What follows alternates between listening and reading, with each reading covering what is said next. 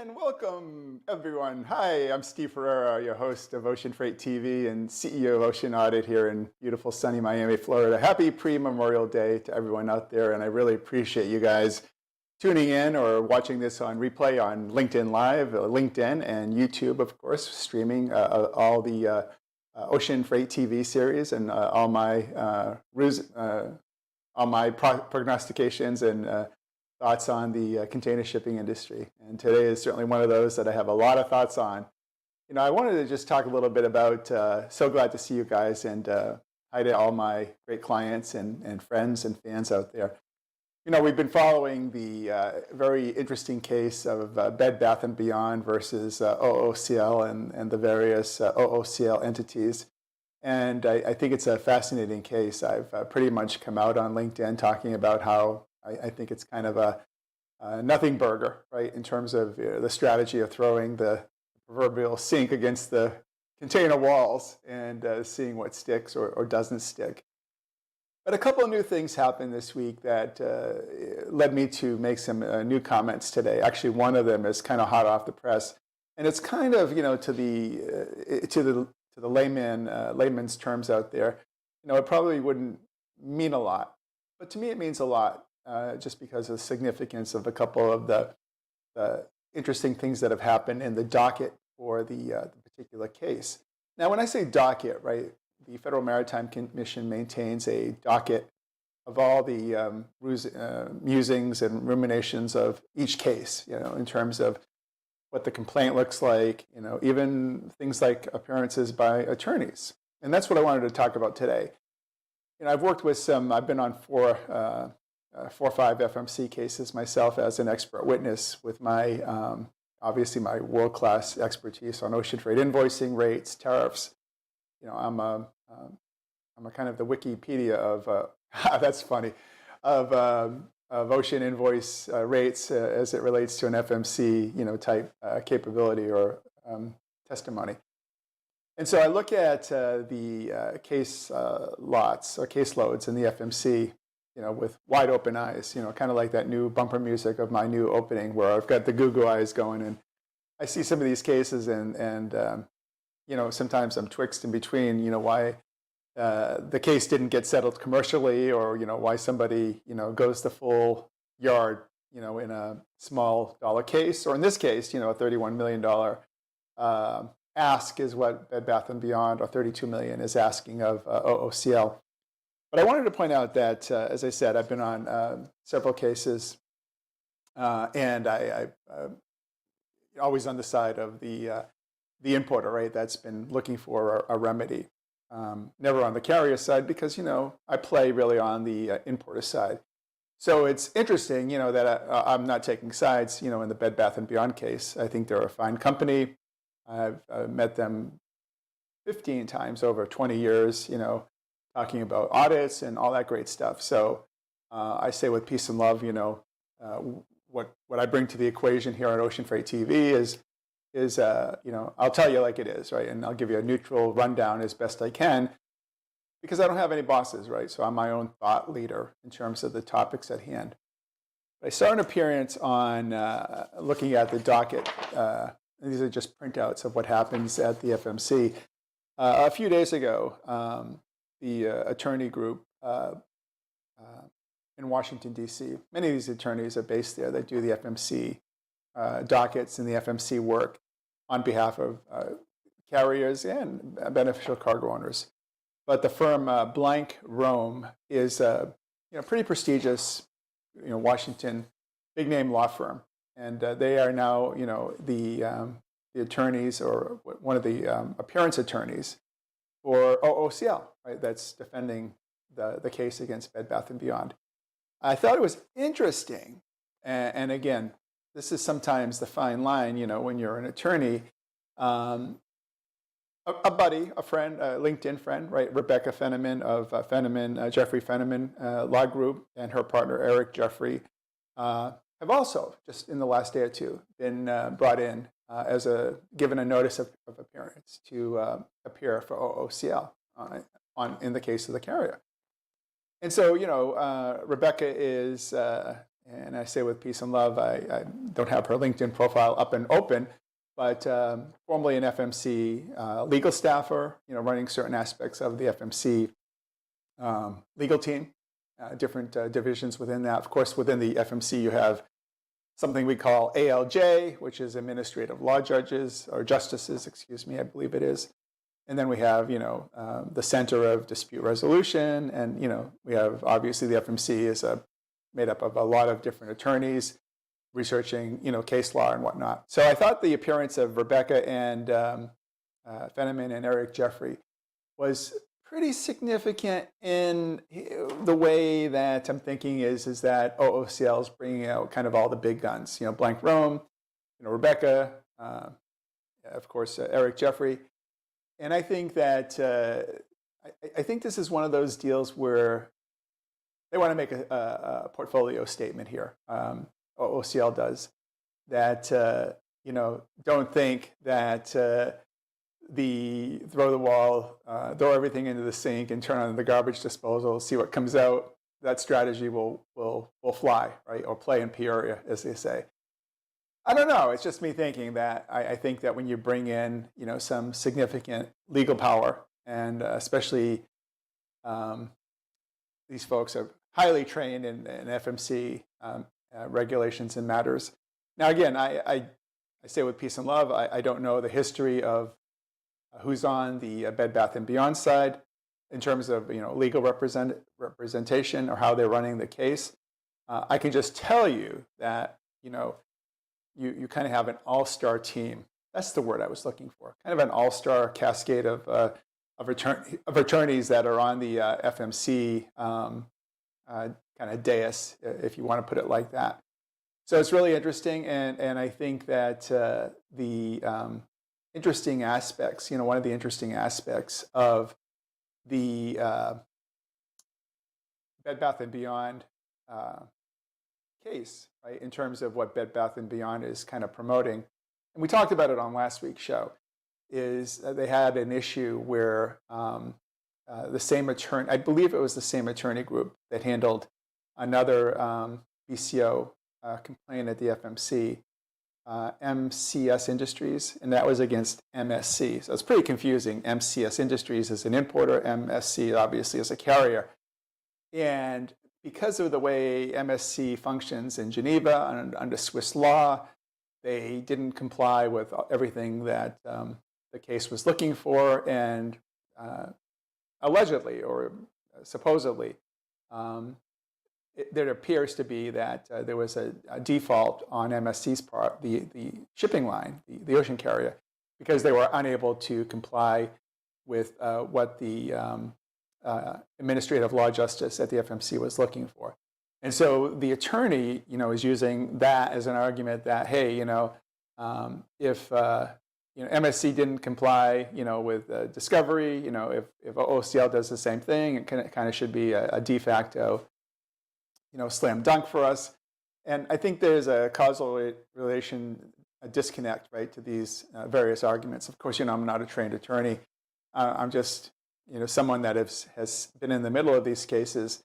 And I think it's interesting when they kind of play out, how it seems like on face value, like I think if somebody this kind of reminds me of when Congress was trying to do OSRA, the Ocean Shipping Reform Act.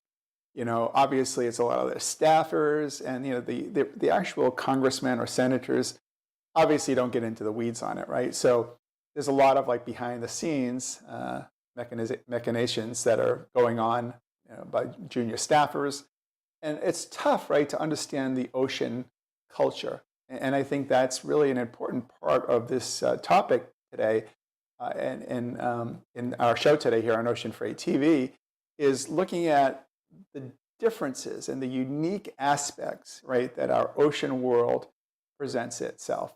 And I think anyone could come up and talk about, well, not anyone, because there are some people that come in and talk about the economics of ocean shipping, and they do it very well and very compelling. And I get that, and it's a very academic, great, direct exercise, and we need that. But I think that the men and women of the logistics industry, the 500,000 of you out there that, read my content or follow me, I think you're looking for, what are the unique ideas and the fresh ideas that you can take around the water cooler, the proverbial water cooler. Actually, it's probably your home. If you're anything like me, you've got the home brew going. And it's the conversational thing that you have with staffers and colleagues, and even vendors when you talk about what's happening in the trade.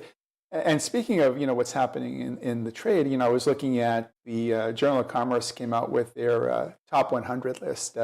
William Cassidy, excellent reporter, and Bill put out the list this week of the top 100 importers and exporters, and just came out 2 or 3 days ago. And I think a couple of things that are unique to the list, I wanted to just talk about before I get into our main story today. So in the list, we saw that it's no secret, right, that starting to see more of a pre-pandemic reshaping of the top 100 rankings, both on the importer side and maybe not so much on the exporter side, and I'll explain in a second.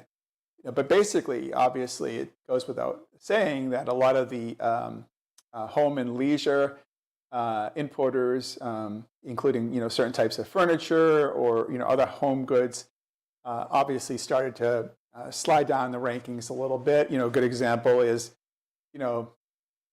Ashley Furniture is such a tigress, and I say tigress because they have fantastic, almost a all-female crew running the logistics team there, and I give them so much kudos, and they do a great job up at Ashley in Arcadia, Wisconsin. That they, what's the big deal, right? They fell from 4th place to 7th place, right, as the top 100 importers. Still incredibly successful, and obviously a force of nature to reckon with. They're a great American importer. But I think a couple other things that are really significant is that someone like IKEA, right? IKEA actually increased their import volumes and rose up the list. And it's interesting, with IKEA, because I think you have a situation there where, and again, I think Americans, consumers are looking for, great price points, and certainly, I'll tell you, when we lived in Europe, we furnished our whole house with IKEA goods. It was fantastic. And I think the other thing to think about too is if you think about the quality, right? It's like I did a study the other day.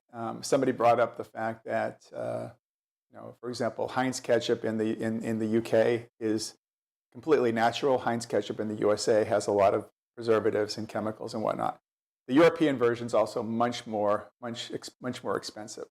And so I think the analogy probably holds a little bit true with some of the commodity structures here. That obviously you can have extraordinarily high-end furniture, and then you can have consumer grade and kind of mid to moderate entry-level furniture. And there could be another reason why IKEA, with their product mix, right? Because remember, of course, IKEA is not just furniture, but they do have that mix, that classical home furnishing mix. And speaking of furniture, I have to also give a shout out to the whole City Furniture team, about 10 miles from where I'm broadcasting, them making the top 100 list. I talked to some of the folks at City Furniture often, and congratulations to the entire team over there at City Furniture in Fort Lauderdale for making the list. A couple of other notables on the list that I wanted to just talk about. It's really a big disconnect. If you think about, well, who's the biggest and who's the best, right? We all know, Walmart, Target, Home Depot, and so, Walmart, had 930,000 TEUs, Target 775,000, Home Depot 519,000. And then you see some of the anomalies right on the list, and that can't always be accounted for with the way that records are kept and manifests are kept and structured. Amazon's on the list, way down on the list at 33,000 containers. Now, I can tell you, right, there's no way that Amazon just did 33,000 containers. The number is actually much larger than that. But the reason why some of the discrepancies and nuances come in the data, and we're even just great firms like Bill Cassidy's JOC and S&P Global Market Intelligence that does a great job putting all this together. For example, it may be technically incorrect to consider, say, Amazon Logistics, which is, their Amazon's NVO division, as part of that TEU count. Now, I do, because those cargoes get into the Amazon fulfillment by Amazon system, and so, but they're not truly, right, Amazon's quote unquote import. They are, and they're not. So I think Amazon deserves a big asterisk in terms of how they get ranked on the total rankings. What's really interesting to me is that it was just a little byline in Bill Cassidy's excellent piece. You all have to subscribe to the JOC and get it. I know the JOC has great trial subscriptions. They're not a sponsor, but I have an affinity and fondness for everyone over at the JOC. So you can check out Bill Cassidy's latest write-up on the top 100, and I highly recommend that you do that. When you have a chance, maybe over the Labor Day weekend, to sign up for a trial subscription and download that, or take a look at that top 100 list.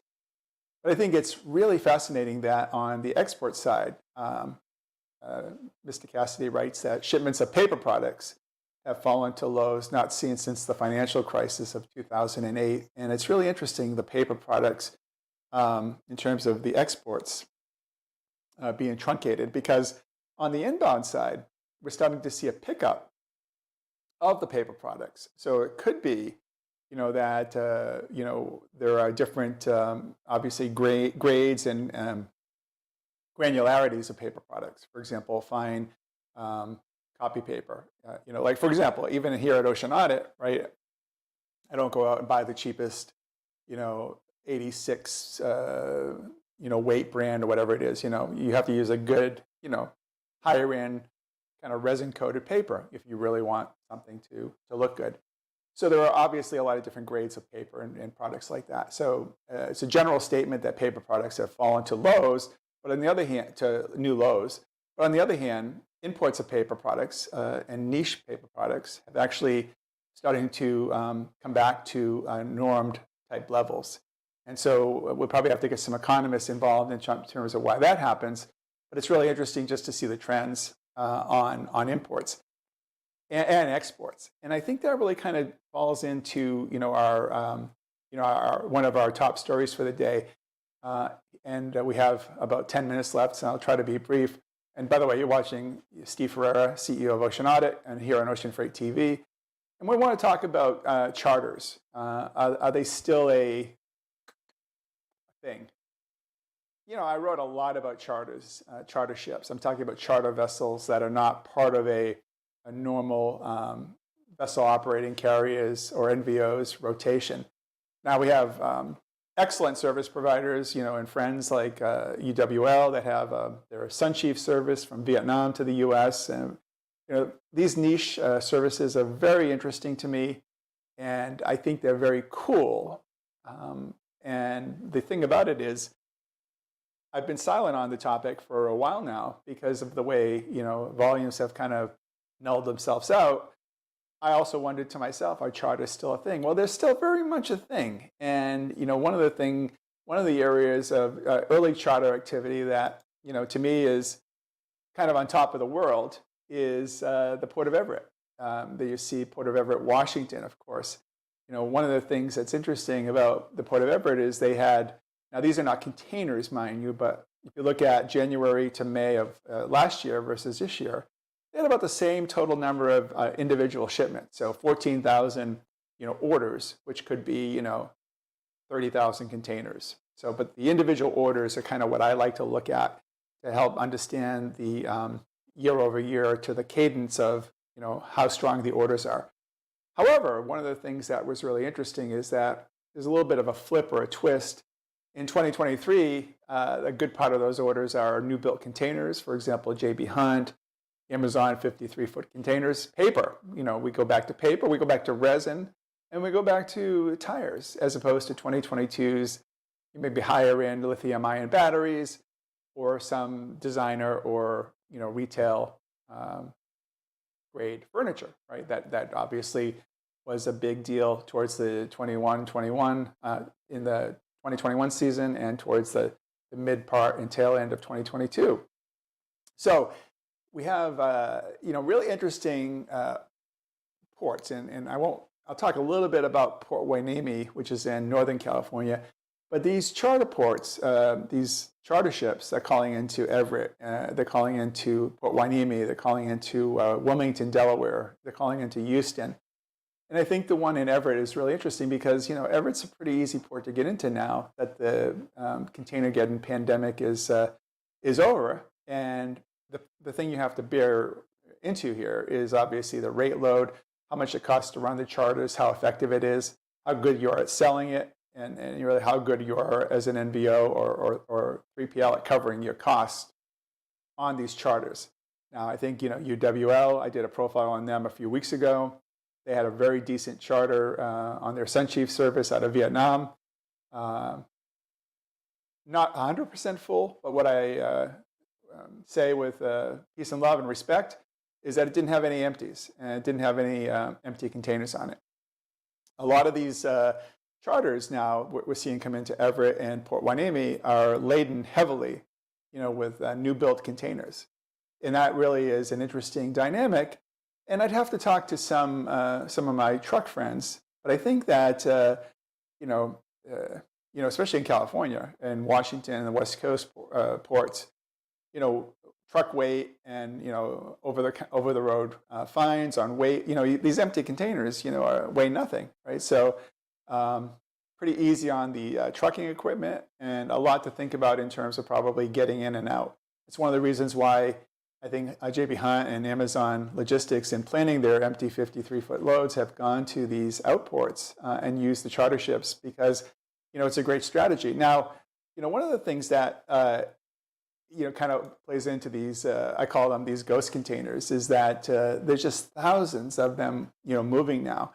The cadence of these empty containers between J.B. Hunt and Amazon, there's been 4,000 or 5,000 containers that have already moved this year. Empty containers, new build 53 for really their domestic programs.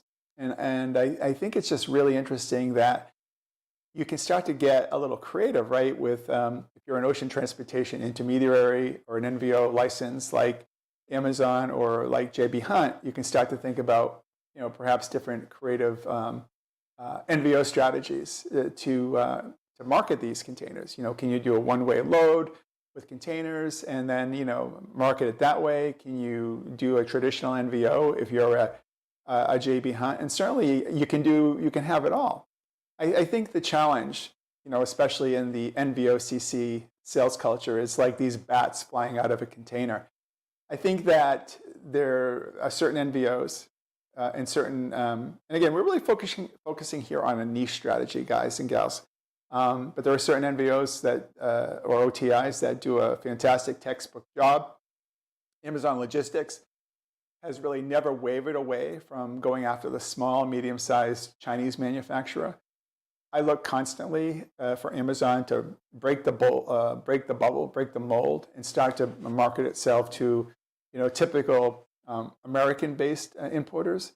And while they do market to American-based clients, they tend to be more subsidiaries of the Chinese manufacturers or factories. So to a Chinese American company in, for example, Calistoga, California, as opposed to getting the business in China, they might go and get it from the Calistoga, California representative of the Chinese company. So it's a little bit of a shift in thinking. But Amazon has done it really textbook with their logistics division. And their volumes have really resulted in so much EBITDA and delivery, right, to Amazon's financial performance. I look at, there's so much to love about J.B. Hunt. There's so much promise with J.B. Hunt. And J.B. Hunt, I remember years ago, when they got their license, I remember I was in Connecticut and I sent them a congratulatory, message. Love to talk to you about that. And, I know a lot of people that have been involved and engaged in working to build that J.B. Hunt volume. And I think that J.B. Hunt just has this incredible, it may be, and again, I say with peace and love, right? It could be kind of like an infrastructure issue because of the mentality, right? So J.B. Hunt's a trucker, and J.B. Hunt has a lot of cash, right? So they're able to build an international team. and a pretty respectable and reasonable one at that. It's sort of like, one of the big parcel carriers, or one of the big traditional parcel carriers, where they have such a great, legacy.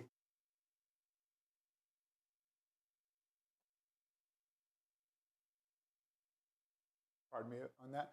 Where they have a great legacy approach towards marketing, let's say parcel or truckload.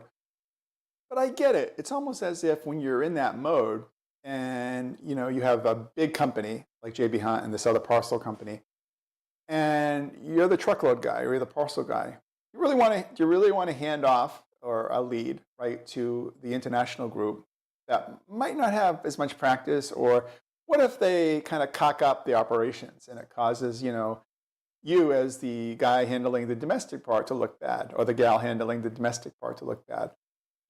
And I think this is one of the prime reasons, this is Steve's takeaway, one of the prime reasons why entities like JB Hunt that have the promise to over-deliver may become more wallflower-ish in terms of their ability to deliver the big ticket NVO service.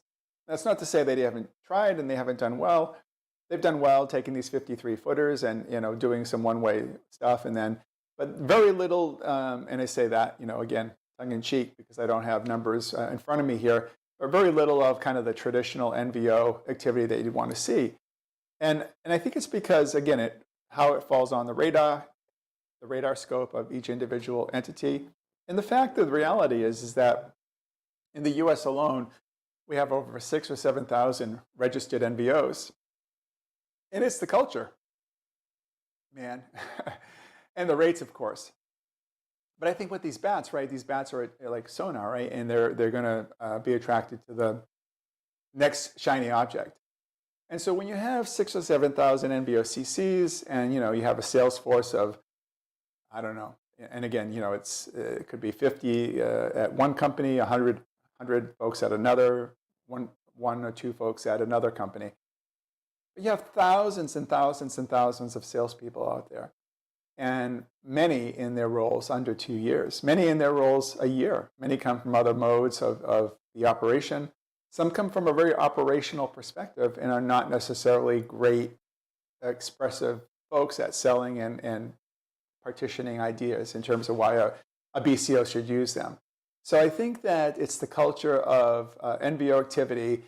My prognostication is that while NVOs played a very significant role and increased their market share dramatically during the pandemic, I think there's a cultural change, both shifting in personnel and the fact that it's much more challenging now for even the mid-tier and bottom-tier NVOs to successfully promulgate and promote their services and brands and pick up that extra cargo. So I look for a contraction of, and we're already seeing it in many cases, layoffs and other job-related functional areas that get impacted because that, unfortunately, some of the NVOs don't have the best clear-cut strategies and creativity to get to the big ticket retail and the items that pay, especially in the environment that we're in. But just like bananas, I don't know if there's a relationship between bats and bananas.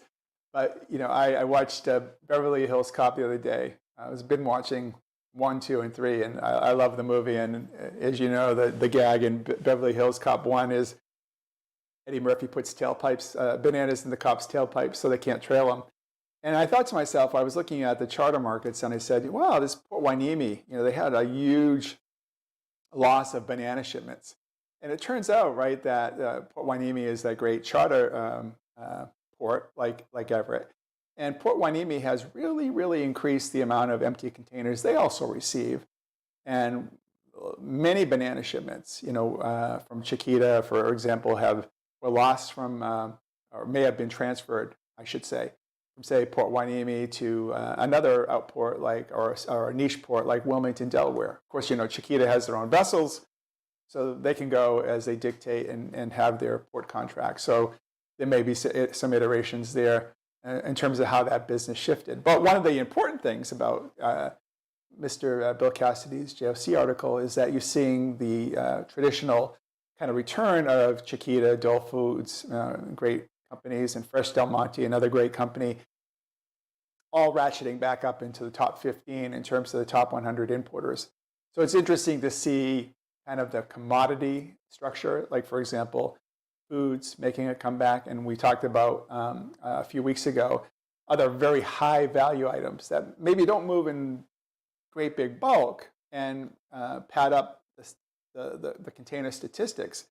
But for example, cranes or earth moving equipment, very, very, very high valued equipment. Even nuclear and radioactive waste and shipments like that, these niche shipments that are buried right in the avalanche of data that's out there in the ocean freight spectrum are important benchmarks, right, to understand both revenue and commodity perspective. I mean, it's commodity perspectives. I mean, to a VOCC, ocean carrier, having one excavator, might pay $40,000, $50,000, $60,000, right, in ocean freight, depending on whether it's a flat rack or open top. How it, does it utilize other container space? Does it misplace, revenue space? And that is a very complex pricing mechanism, but it's a very attractive one. It was the same level of attraction why charter ships, like we talked about at the top of the show, or just a few minutes ago, excuse me.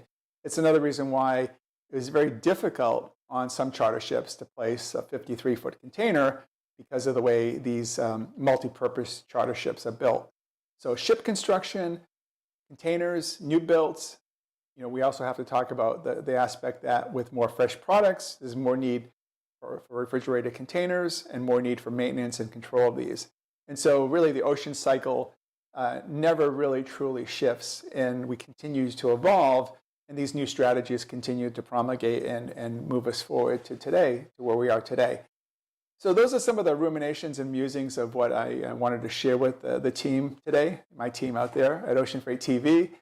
Thank you all again for being a great client.